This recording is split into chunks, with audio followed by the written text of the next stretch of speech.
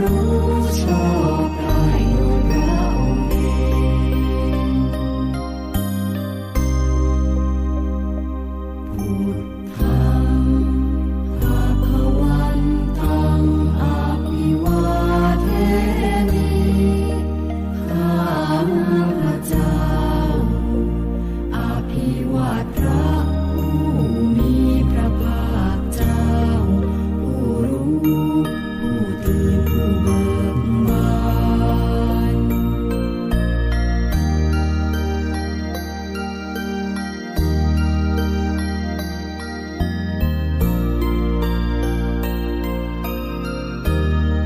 สวากขาโตภควตาธัมโมพระธรรมเป็นธรรมที่พระผู้มีพระภาคเจ้าตรัสไว้ดีแล้วธัมมังนามัสสามิข้าพระเจ้านมัสการพระธรรม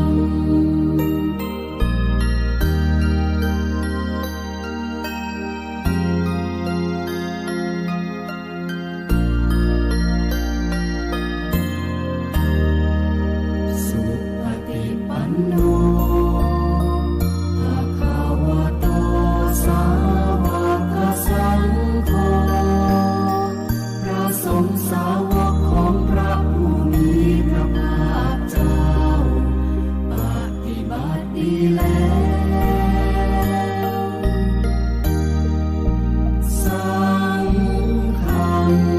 นะมามิข้าพระเจ้านอบน้อม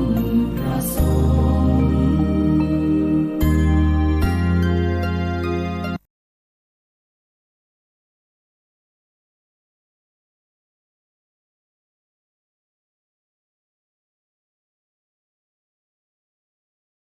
ยกมือ10 นิ้วกราบนอบน้อมวันตา น้อมระลึกถึงอย่างคุณขององค์สมเด็จพระสัมมาสัมพุทธเจ้าผู้ทรงรำคุณพระธรรมคำสอนของพระองค์ผู้ทรงส่ง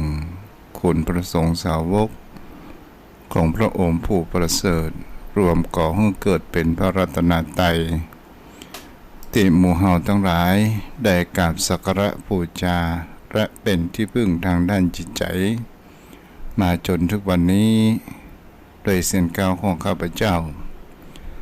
และขอถวายความเคารพนอบน้อมไว้สามายังครูบาอาจารย์พระเถรานุเถระพระภิกษุสงฆ์สามเณรพระสังฆาธิการทรงสมณศักดิ์บัณฑิตนักปราชญ์ท่านผู้มีความรู้ทุกรูปทุกท่านและขอเจริญพรมายังพ่อออกแม่ออกสถาอันมีโยมพ่อโยมแม่พ่อหมอนแม่หมอนพ่ออุ้ยแม่อุ้ยพี่ป้าน้าอาท่านผู้ฟังผู้มีบุญทุกท่านที่ติดตามรับฟังธรรมะยามแรงทางสถานีวิทยุเพื่อการศึกษาพระพุทธศาสนาและวัฒนธรรม 104.5 เมกะเฮิรตซ์โดยความเมตตาธรรมของท่านอาจารย์พระครูสมุวิศวัตวรกิจโจและแห่งเครือข่ายนั้นคือเครือข่ายธรรมะสีขาวชาวประชาโดยความ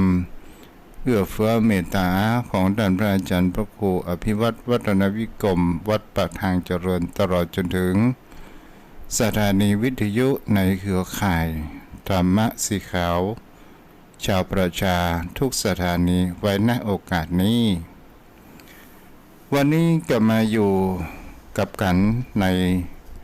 ตอนมื้อแรงของวันศุกร์ที่23เดือนกันยายนพุทธศักราช 2565 ศรัทธาญาติโยมทั้งหลายวันเวลาผ่านไปเวยเหลือเกินเป็นสิ่งที่ผู้คนเฮานั้นจะหันได้ว่าแป๊บเดียวก็ค่ำแป๊บเดียวก็เจ้าและเป็นสิ่งที่ เราจะทำอะไรอย่างให้กับชีวิตของเรานั่นเอง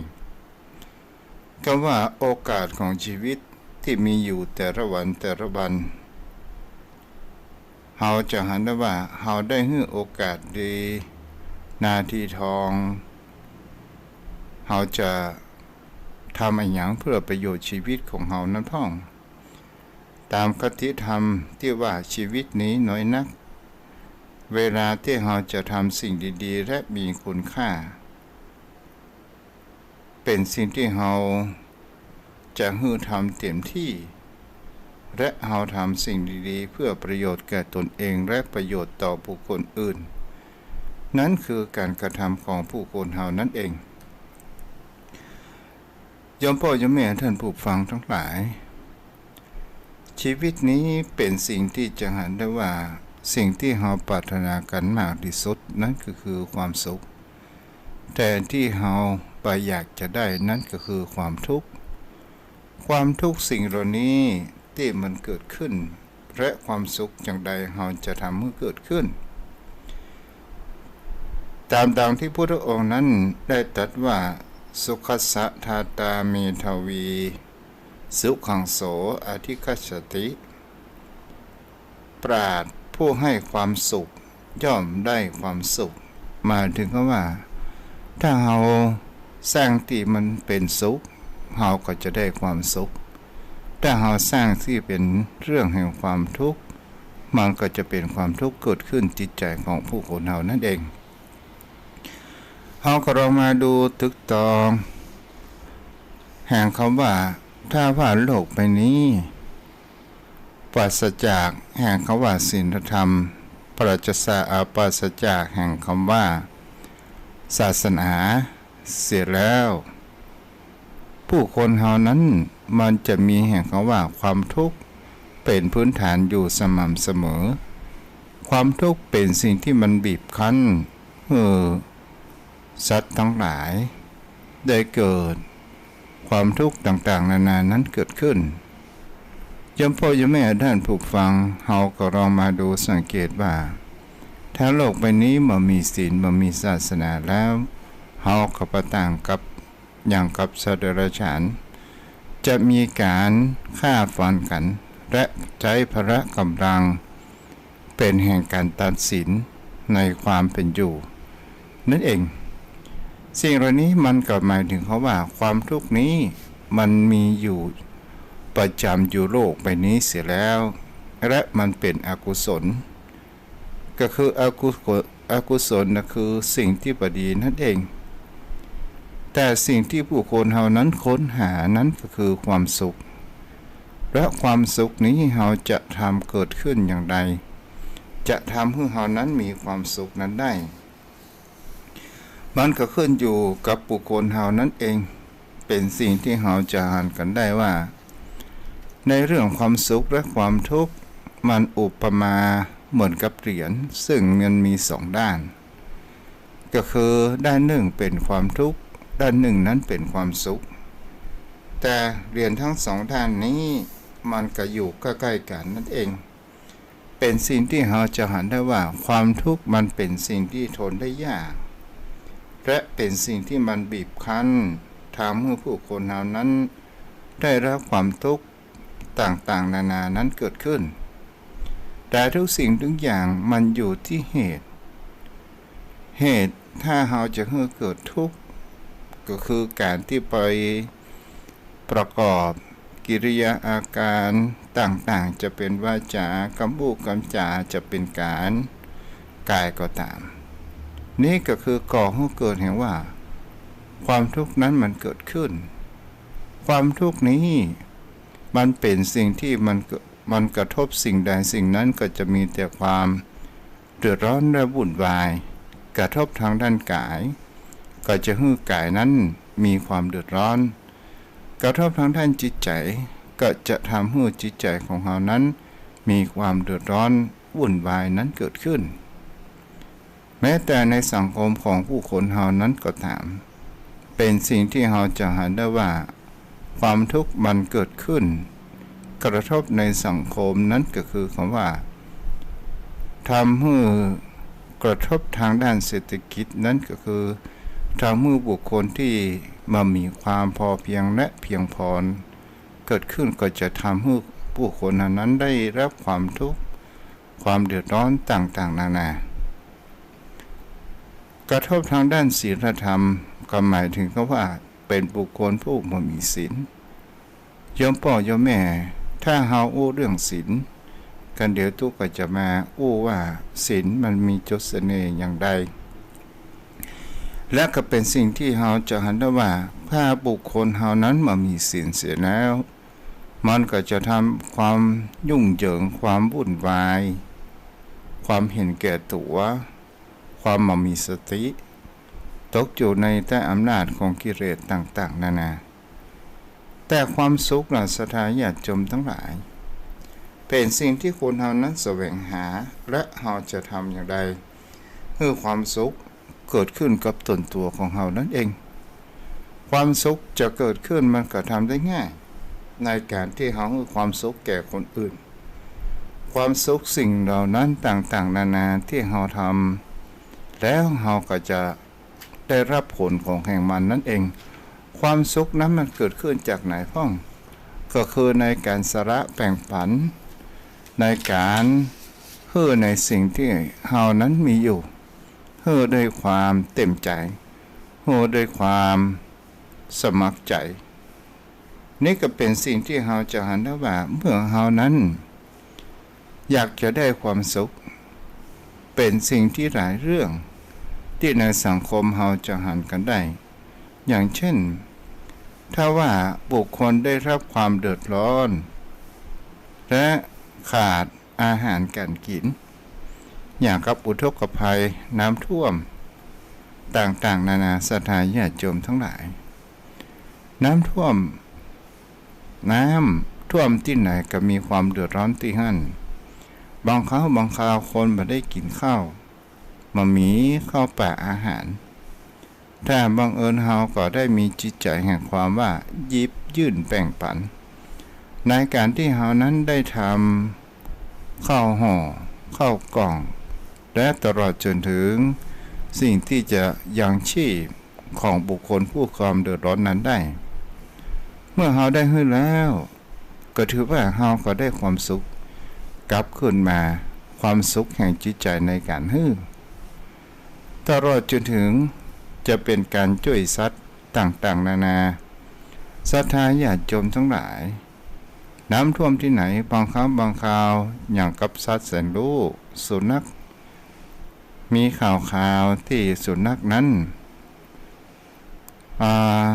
เกาะอยู่ที่แวงที่คือและเจ้าของนั้นก็สามารถที่จะช่วยได้แต่บังเอิญมีโทรศัพท์ก็ได้โทรหาหน่วยกู้ภัยกู้ชีพได้มาช่วยแล้วก็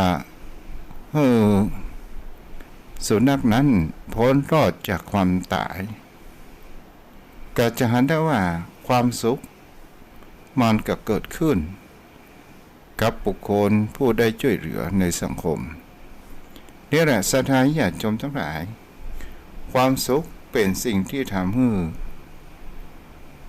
ความสุขเป็นสิ่งที่ทำให้เฮานั้นมีความสุขเบิกบานแห่งจิตใจของเฮาความสุขทำให้จิตใจของเฮานั้นมีความเบิกบานและมีความพูดคำว่ามีความอิ่มเอิบมีความประโมทเพราะว่าเฮาได้บรรเทาทุกข์กับคนอื่นหรือตลอดจนถึงบุคคลที่บ้านจองหอเรือนคนเฒ่าคนแก่เต้มามีญาติผู้ใหญ่หรือว่ามามีลูกหลานอยู่โดยถ้าเฮาได้หันแล้วเพิ่นได้รับความลำบากและเฮาได้ไปช่วยเหลือศรัทธาญาติโยมทั้งหลายจะช่วยเหลือในทางด้านทรัพย์เงินตราก็ตามจะช่วยเหลือในทางด้านการอาหารการกินก็ตามเมื่อเฮาทำแล้วก็ถือว่าเฮานั้นก็ได้รับความสุขนั้นเกิดขึ้นความสุขก็คือเป็นสิ่งที่เป็นกุศลที่จะทำให้เฮานั้นมีความชื่นใจและมีความประมีนั้นของคนเฮานั้นเกิดขึ้น ยมพ่อยมแม่แต่ความทุกข์นะเป็นสิ่งที่ทำได้ง่ายและก็เป็นสิ่งที่ก่อให้เกิดแห่งความเดือดร้อนวุ่นวายเกิดขึ้นและถามว่าความจนนั้นเป็นความทุกข์หรือไม่ตามที่พระองค์นั้นได้ตรัสไว้ว่า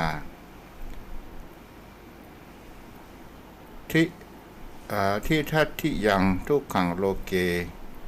ความจนเป็นทุกข์ในโลกความจนเป็นทุกข์ในโลกในที่นี้ก็หมายถึงความว่าความทุกข์มันบีบมือคนเรานั้นมีแห่งคำว่าความจนในที่นี้เป็นสิ่งที่ผู้คนเรานั้นจะเห็นได้ว่าฐานะลำบากเงินทองต่างๆนานา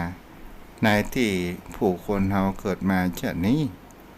เพราะว่าในอดีตชาติเราก็อาจจะไม่ได้สั่งสมทรัพย์อย่างมากมายก่ายกองแต่ถ้าว่าเราหูตัวเราเปลี่ยนแปลงชีวิตของตนตัวของเราในการที่เราก็ได้ขยันขนขวายในทำสิ่งที่ดีๆนั้นเกิดขึ้นก็จะทำให้ผู้คนเรานั้นได้รับแห่งพระบุญกุศลนั้นมีมากนั้นเกิดขึ้นยมพ่อยมแม่เปิ้นว่าบุญมากเพราะว่าเราได้ทำบุญไว้เยอะมีลาภมากเพราะเราได้ให้ทานไว้เยอะมียศมากเพราะว่าเรามีน้ำใจเพื่อแผ่จุมากมายสถานญาติโยมคำกล่าวในที่นี้จะมีตัวอย่างพระเถระผู้หนึ่งที่หมู่คนเฮานั้นได้กราบสักการะบูชามาอยู่สม่ำเสมอนั้นก็คือพระศรีวลีสถานญาติโยมทั้งหลายพระศรีวลีนี้เป็นพระผู้เลิศในเรื่องราบเราจะเห็นได้ว่าในประเทศของเรานั้นได้กราบสักการะบูชาอย่างพระศิวลีนางพระศิวลีนั้นในประเทศไทยเราจะเห็นอยู่3ปรางด้วยกันปรางแรกนั้นก็คือขามร่มเป็นปรางที่พระศิวลีนั้นเดินดงศรัทธาญาติโยมทั้งหลายแหมประการหนึ่งปรางนั่งจกบาทหรือว่านั่งฉันภัตตาหาร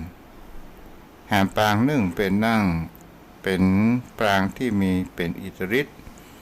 ศรัทธาญาติโยมทั้งหลายพระศิวลีนี้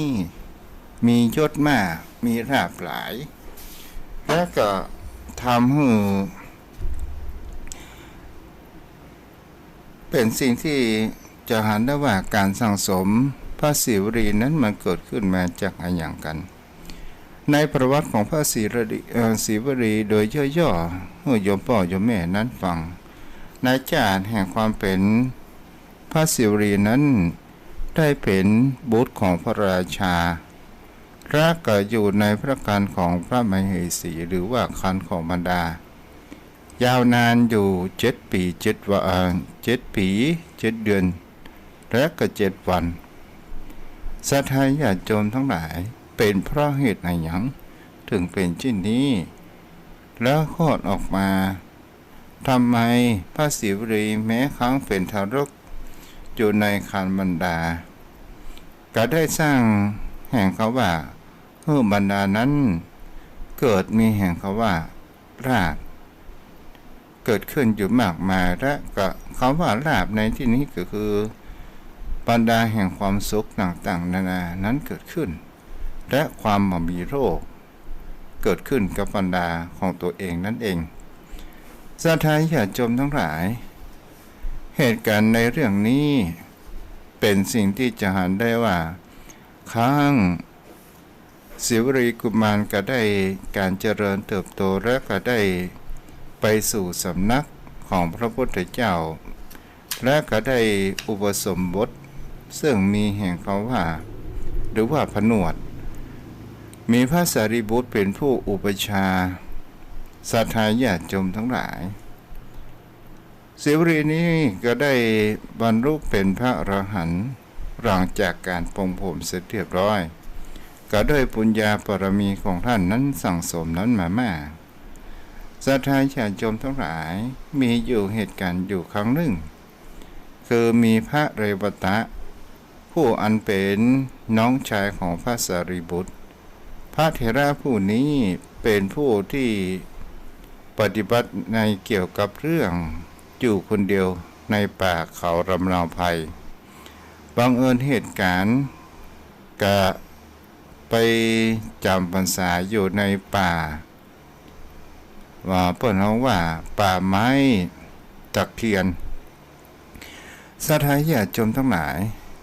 พระองค์นั้นมีความประสงค์ที่จะไปเยี่ยมพระเรวตะก็ได้ท้องพระภิกษุสงฆ์ในวัดพระเชตวันนั้นก็มาปรึกษาถามกันว่าในการเดินทางที่จะไปเยี่ยมพระเรวตะที่อยู่กันดารนั้นมีทางใดพ้องมีทางตรงกับทางมีทางลัดกับทางเดินอ้อมศรัทธาญาติโยมทั้งหลายพระภิกษุสงฆ์เหล่านั้นก็บอกว่าเราจะต้องไปทางลัดพระเจ้าค่ะแต่ถ้าว่าเราเดินทางอ้อมไปใช้เวลาอยู่หลายวันด้วยกันศรัทธาญาติโยมทั้งหลายคำว่าทางลัดนั้นไป16 โยชน์ส่วนทางที่เดินอ้อมนั้น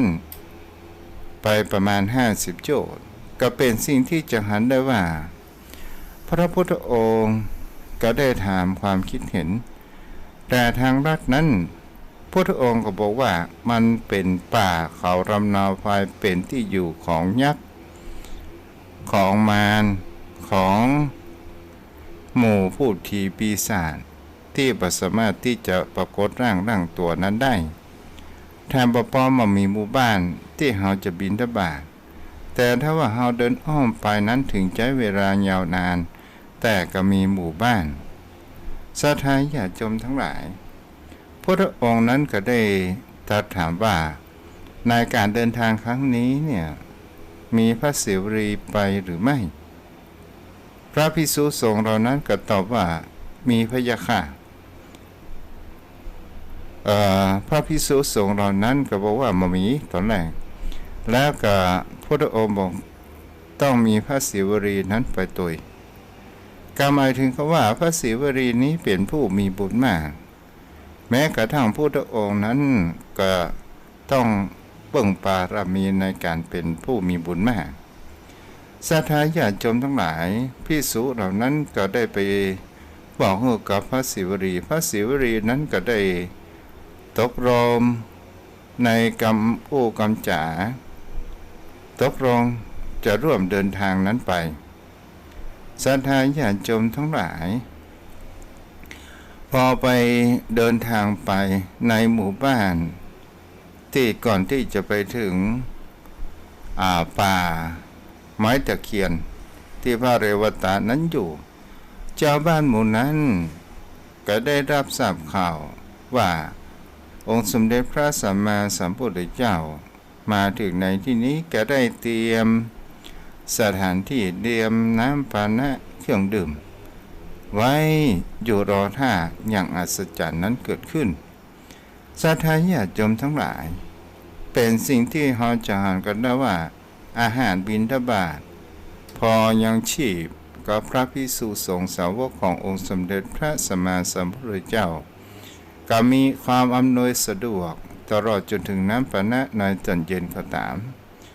ไปจนถึงป่าไม้ตะเคียนมีความสะดวกสบายมีคำว่าสัพยะนั้นเกิดขึ้นศรัทธาญาติโยมทั้งหลายนี้ก็คือพระบุญกุศลของพระศิวรีผู้มีแห่งคำว่ามีลาภและมียศมีแห่งคำว่ามีบุญมากศรัทธาญาติโยมทั้งหลายเมื่อพระองค์นั้นไปถึงมาป่าไม้ตะเคียนเสร็จสับเรียบร้อยก็ได้พักพอสมน้ำสมเนื้อสมควรเวลาก็ได้แสดงธรรมเทศนา ให้แก่พุทธบริษัททั้งหลายแล้วก็เสด็จกลับอย่างวัดพระเชตวันหมู่พระภิกษุสงฆ์สาวกทั้งหลายก็ได้มานั่งสนทนาอู้จากันว่าการเดินทางครั้งนี้ถ้ามามีพระศิวรีเสร็จแล้วก็คงจะทำให้ความลำบากนั้นเกิดขึ้นท่านพระศิวลีนี้ได้สั่งสมบุญญาบารมีอันอย่างมากมายไก่กองหาศรัทธาญาติโยมทั้งหลายองค์สมเด็จพระสัมมาสัมพุทธเจ้านั้นก็ได้เดินผ่านมาผ่านหมู่พระภิกษุสงฆ์สนทนาธรรมกันอยู่และพระองค์นั้นว่าดูก่อนภิกษุทั้งหลายเธอกำลังสนทนาอะไรกันอยู่ศรัทธาญาติโยมทั้งหลายหมู่พระภิกษุสงฆ์สาวกขององค์สมเด็จพระสัมมาสัมพุทธเจ้าก็ได้ว่าพระศิวลีเป็นผู้มีบุญมากเป็นผู้มีราภมากเป็นผู้มียศมากท่านนั้นได้สั่งสมบุญอันอย่างพ่อหาศรัทธาญาติโยมทั้งหลายพระองค์ก็บอกว่ามันก็มีเหตุสิ่งที่พระศิวลีนั้นได้สั่งสมบุญญาบารมีเราพระภิกษุสงฆ์เหล่านั้นก็ทูลแต่องค์สมเด็จพระสัมมาสัมพุทธเจ้าเล่าอติตประวัติในชาติของพระศิวลีนั้นให้ฟังพระองค์ก็ได้ได้โปรดเมตตาเล่าว่าพระศิวลีนี้เดิมทีในสมัยพระพุทธเจ้านามว่าวิปัสสีก็ได้เป็นเจ้าบ้านธรรมดาผู้หนึ่งในยุคแห่งคำว่าวิปัสสีสถานญาติโยมทั้งหลายวิปัสสีนี้เป็นในยุคแห่งพระพุทธเจ้าผู้มีตาสวยงดงามผู้มีตาสวยงดงามศรัทธาญาติโยมทั้งหลายอยากจะหันพระวิปัสสีก็พอพระพุทธรูปเพื่อนบ้านของเราก็คือพระแม่มีตาสวยงดงามเกิดขึ้นศรัทธาญาติโยมทั้งหลายแล้วก็มีชาวบ้านธรรมดาคนหนึ่งนั้นมีอาชีพที่รับจ้างในการที่ไปเอารวงผึ้งมาส่งกับ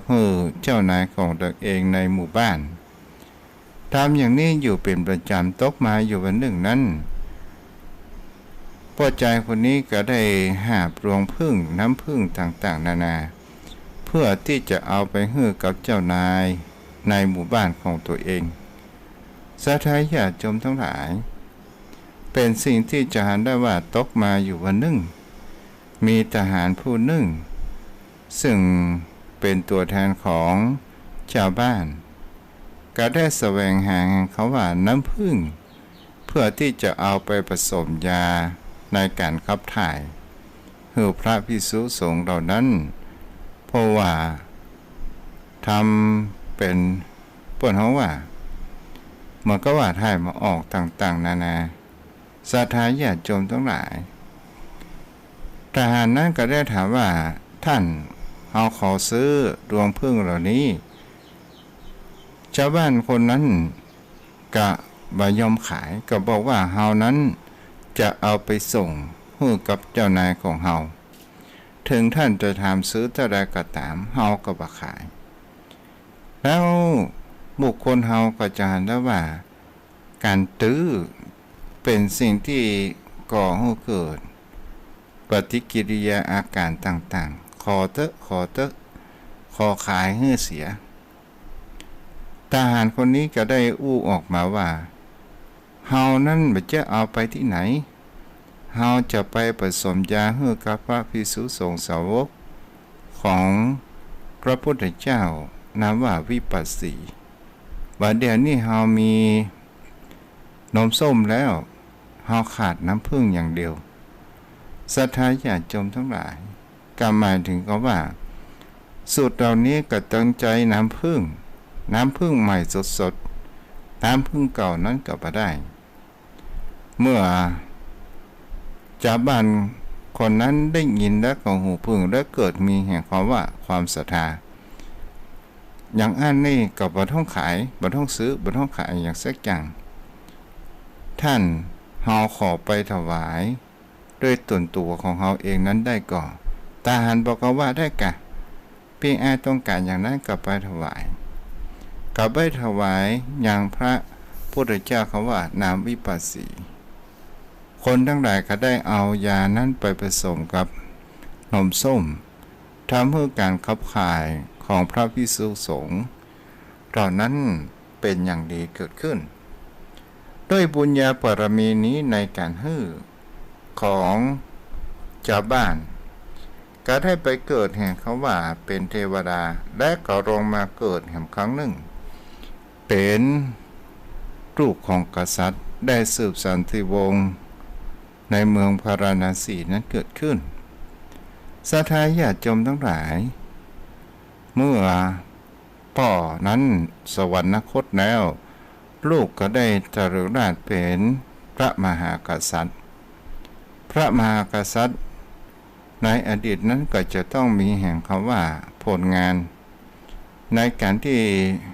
ต้องมีเมืองทหารผู้นี้กษัตริย์ผู้นี้ก็ได้ไปล้อมเมืองหนึ่งล้อมเมืองเอาทหารนั้นแวดเฝ้าอยู่เป็นเวลา7 วัน7 ปี7 เดือน7 วันศรัทธาญาติโยมทั้งหลายจนเจ้าเมืองเหล่านั้นได้ขาดแคลนอาหารการกินล้อมเมืองเพื่อจะให้พญาเจ้าเมืองนั้นได้เปิดวาสวามิภักดิ์เป็นเมืองประเทศสลาเจ้าเมืองนั้นก็มีความดื้อด้านกับบ่ได้ยอมสวามิภักดิ์ต่างๆจนประชาชนมามีของกินของว่าต่างๆนานาก็เลยเป็นสิ่งที่จะเห็นได้ว่าก็ได้ไปแย่อย่างใดก็ได้แล้วก็ได้ประท้วงได้ประหารพระราชาของตัวเองแล้ว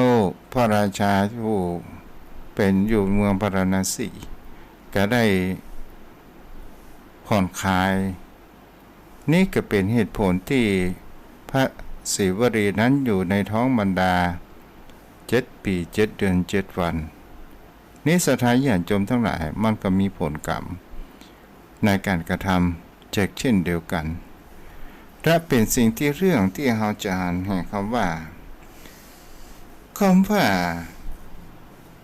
อะไรอย่างที่ทำให้เรานั้นมีความสุขนั่นก็คือความเฮาฮู้ศรัทธาญาติโยมทั้งหลายการที่เราจะแก้ไขความทุกข์ให้เป็นความสุขมันก็ขึ้นอยู่ที่จิตใจตัวของเราผู้คนเรานั่นเองเป็นสิ่งที่เราก็ควรจะกระทำกันและมันก็จะก่อให้เกิดทรัพย์ต่างๆนานาเกิดขึ้นและก็เป็นสิ่งที่เราจะหากันได้ว่า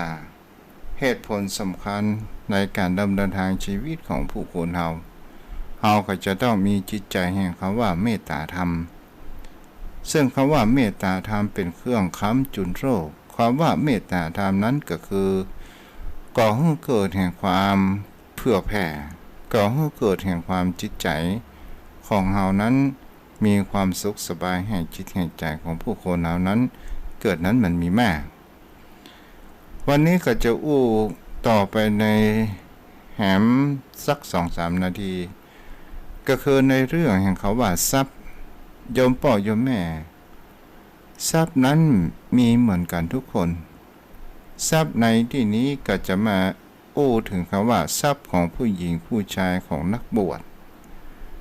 มันมีทรัพย์อะไรอย่างพ่องศรัทธาญาติโยมทั้งหลายเพิ่นว่าผู้หญิงนั้นมีทรัพย์ก็คือรูปร่างหน้าตา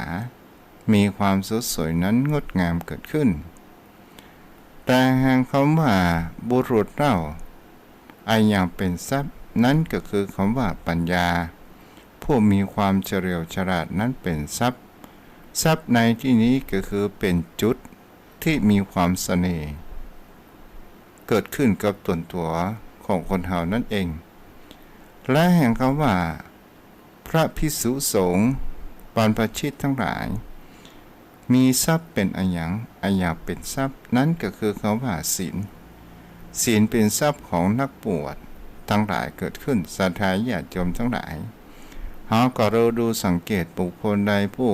มีศีลธรรมจะเป็นบรรพชิตก็ตามจะเป็นเจ้าบ้านก็ตามก็จะทำให้กลิ่นแห่งศีลนั้นฟุ้งกระจายและก็มีแห่งความว่าความเสน่ห์นั้นเกิดขึ้นอาระโยมพ่อโยมแม่วันนี้ใจเวลามาพอสมควรกะวันนี้กับวันศุกร์เสาร์อาทิตย์ก็คงจะหยุดเนาะอาระโยมพ่อโยมแม่ที่อยู่ทางบ้านไผจะโทรมาโทรเข้ามาได้เด้อ0631639950 0631639950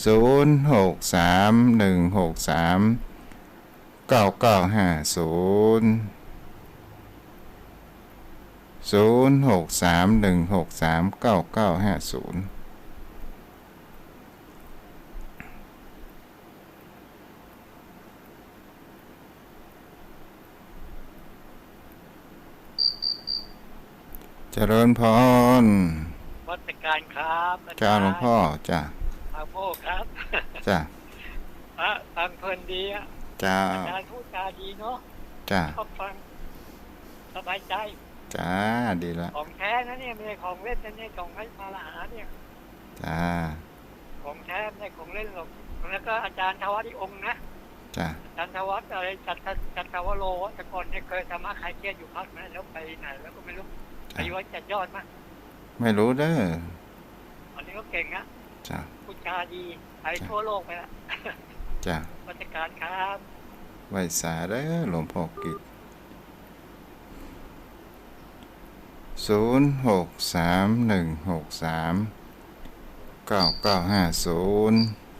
เจริญพรจะมาจากเจ้าอาจารย์โทรจากบ้านโฮงเลยจ้ะเจ้าบ้านโฮงฟังสถานีไหนแม่อันมาถ้วยตองซักก็8.75จ้ะห้วยตองซักเนาะจ้ะอนุโมทนาได้แม่เด้อสาธุกำลังใจนะเจ้าตั้งป้นเป็นยังได้พ่อฮะแม่วันนี้คนมันตกแต่ว่านี่ตกขนาดวันนี้ที่มาอ่อยน้อยหายไปแล้วจ้ะจ้าบุญรักษาได้แม่เด้อเจ้าสาธุเจ้าให้กำลังใจนะเจ้าบุญรักษาเจ้า0631639950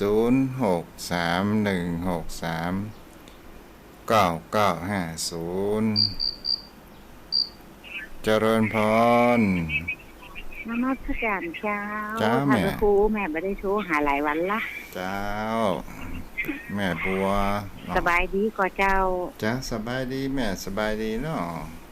เจ้าแม่ก็สบายดีเจ้าจ้าบุญรักษาได้แม่เด้อจ้าสาธุจ้า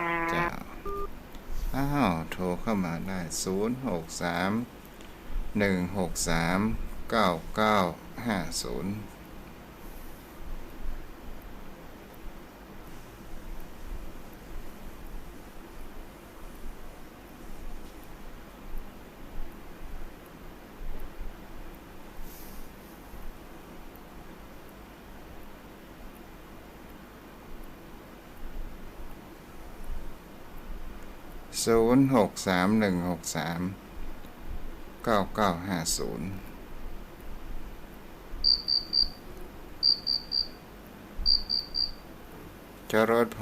รภาษานะเจ้าจ้าแม่แก้วเจ้าแม่แก้วห่วงเปล่าเนาะเจ้าฟังอยู่ด้วยท่านเด้อจ้าบุญรักษาได้แม่เด้อจ้าฟังถึงว่าแล้วฟังผู้ตุ่นผู้องค์แล้วก็มันตอนเพื่อท่านครูนะตานเดียวแม่เนาะจ้าบุญรักษาจ้า0631639950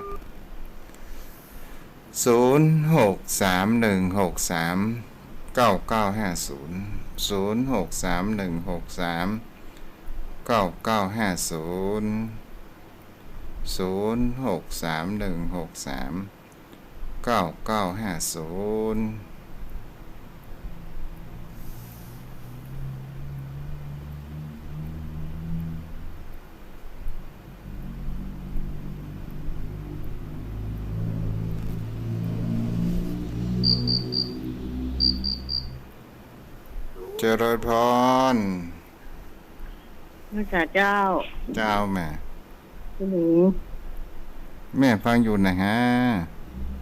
เจ้าอยู่ไม่เต็มจ้ะโอ้แม่แจ่มเนาะจ้ะเจ็ดบ้านบนแม่จ้ะแต่แม่บุญแม่เนาะบนแม่บ้านบนแม่บนมาจ้ะเจ้ารักษาฟังชัดเจนเลยเด้ออนุโมทนาเด้อแม่เจ้าจ้ะแม่อยู่บ้านอย่างไงบ้านบนแม่เจ้าบ้านบนมาแม่ชื่ออย่างบนแม่เขาจะบนแม่เนี่ยบนแม่เนี่ยบนมาบนแม่บุญแม่กะบนแม่เจ้าเจ้าบนแม่เจ้าบุญรักษาได้แม่เด้อโทรเข้ามาได้เด้อ0631639950อนุโมทนาตัวที่โทรมาให้กำลังอกกำลังใจกันจะสนทนาธรรมกันก็ได้จะถามปัญหาก็ได้ถ้าตอบได้ก็ตอบถ้าตอบไม่ได้ก็จะไปค้นมาให้เด้อโยมพ่อโยมแม่ท่านผู้ฟัง0631639950ป้านานอยู่ก่อนเนี่ย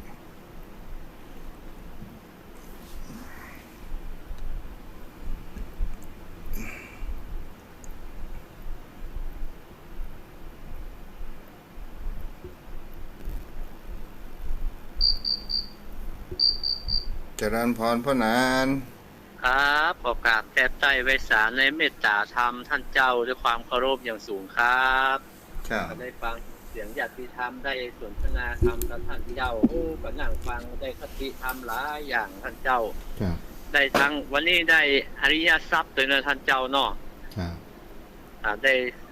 ทรัพย์อันประเสริฐยิ่งที่ท่านเจ้าได้อธิบายแต่ว่าถึงทรัพย์ในโลกในการดำเนินชีวิตเฮามันก็ดีท่านเจ้าเนาะมันเป็นเครื่องอำนวยความสะดวกไปง่ายมาง่ายแล้วท่านเจ้าเนาะแม่นกะครับมันก็เป็นการจำเป็นความทุกข์เป็นทุกข์ในความจนเป็นทุกข์ในโลกเนาะครับเพราะว่ามีทรัพย์มีหยังมันก็บรรเทาความทุกข์ได้อาศัยมันช่วยใจในการดำเนินชีวิตเป็นอยู่ก็จึงบ่ปฏิเสธทรัพย์ในโลกมนุษย์แต่ว่าอริยทรัพย์นั้นมันก็ถึงเป็นทรัพย์มันประเสริฐแต่เอามาคิดดูก็ว่าเพิ่นก็ว่ามันเป็นทรัพย์ประเสริฐก็ถึงแต่อย่างท่านเจ้าว่านะอันมีปัญญามันเป็นทรัพย์อันเลิศอันประเสริฐถึงแต่ท่านเจ้ามาถึงถ้าใครมีปัญญานี่มันก็ไปไหนมาไหนมันก็แบบมันเป็นที่องค์อาจนะท่านเจ้าเนาะเจ้านั่นล่ะครับสารปีเป็นได้เปล่ามืดฝนก็วันนี้วันนี้เล่นมาตกหลาย5แล้วท่านเจ้านะมันก็เป็นธรรมชาติมันแม่เจ้านี่อยู่บ่ยอหัวลงมาอย่าลุ่มไม่แรงแต่กี้ก็ตกต้องให้บ่ตกเลยตกหนักครับท่านเจ้ามันธรรมชาติมันเป็นปกติของเปิ้นเนาะท่านเจ้าเนาะเอาอยู่ลุ่มฟ้าลุ่มฝนก็มันบ่มีอำนาจใดจะห้ามได้ก็ตามสบายเปิ้นนะครับเจ้าฮะกันเนาะถ้ามันบ่มีฝนมีฟ้านะท่านเจ้ามนุษย์คนเฮานี่มันจะอดตายอยากกันนักมันจะบ่มีพืชพันธุ์อาหารอะไรอย่างท่านเจ้าการโลกใบนี้ที่อุ้มกันอยู่ได้ก็เพราะว่ามีดินน้ำลมไฟหรอกสิ่งที่สำคัญที่สุดพระพุทธองค์บอกว่าโลกใบนี้ขาดน้ำเมื่อใดก็หมายถึงก็ว่ามันมีสิ่งชีวิตขาดน้ำขาดแสงในมื้อนี้นะมันตกมาเนี่ยท่านเจ้ามันรับความร้อนได้ไปกึ่งเมืองวะน่ะแล้วก็ต้นไม้ต้นตอของโหดน้ำเสี่ยงอย่างนะท่านบอกคุณเจ้ามันถึงบ่สู้ฝนตกเดียวมันจุ่มเอาโหดน้ำนี่มันยังบ่เคยจุ่มจื่นอย่างกระไดสู้น้ำฟ้าน้ำฝนถึงบ่ได้เย็นแต่มันตกมาม่วนกันอยู่สบายเลยท่านเจ้าดีแล้วเนาะครับขอกราบแทบใจไว้สารในเมตตาธรรมท่านเจ้าครับกับไว้สารครับได้ขอบคุณอนุโมทนากับโยมอนงยอดประทุมเนาะที่รับฟังกันอยู่ อ้าวใครจะโทรมาก็ยังมีเวลาอยู่เด้อ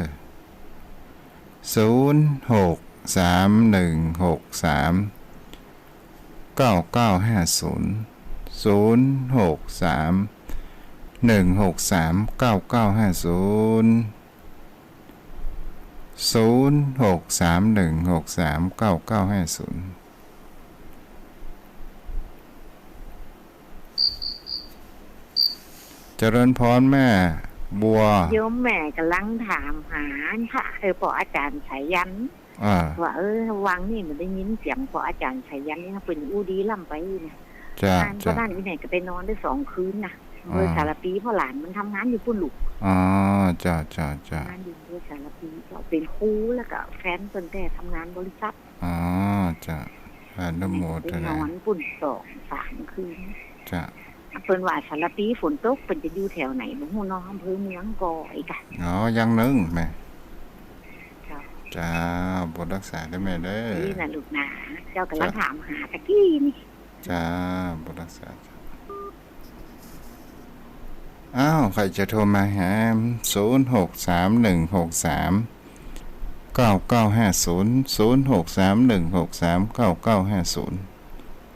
0631639950ถ้ามามีไผท่านอาจารย์พระครูมีสปอร์ตโฆษณาประชาสัมพันธ์การนิมนต์นะครับเนาะเดี๋ยวผมจะลงแล้วเตรียมตัวทำบัตรเนาะ